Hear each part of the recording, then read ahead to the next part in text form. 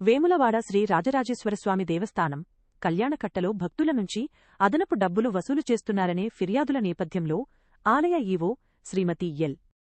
రమాదేవి గురువారం ఉదయం ఆకస్మిక తనిఖీలు నిర్వహించారు.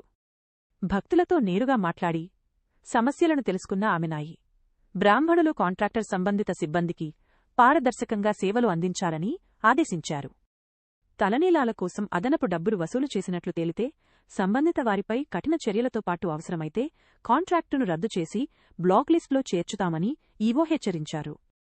అలాగే టికెట్ ధరపై అవగాహన బోర్డులు, సీసీ కెమెరాల పర్యవేక్షణ, ప్రత్యేక నిఘా ఏర్పాటు చేయాలని అధికారులను ఆదేశించారు. భక్తులకు ఇబ్బందుల్లేని పారదర్శక సేవలు అందించడమే దేవస్థానం లక్ష్యమని ఈ సందర్భంగా ఈవో తెలిపారు.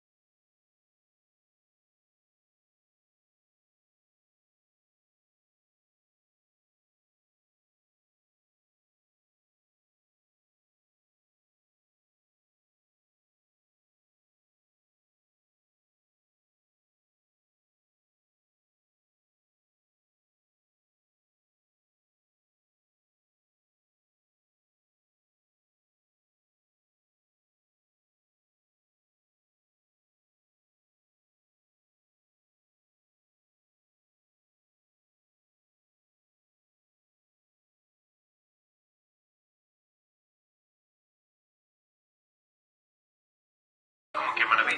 కళ్యాణకట్టయందు మొక్కు చెల్లించుకునేటువంటి భక్తులు దేవస్థానం వారు ఏర్పాటు చేయబడినటువంటి కౌంటర్ నందు టికెట్ పొంది ఇంటి మొక్కు చెల్లించుకోవాల్సిందిగా కోరుచున్నాము. టికెట్ ధర 50 రూపాయలు మాత్రమే.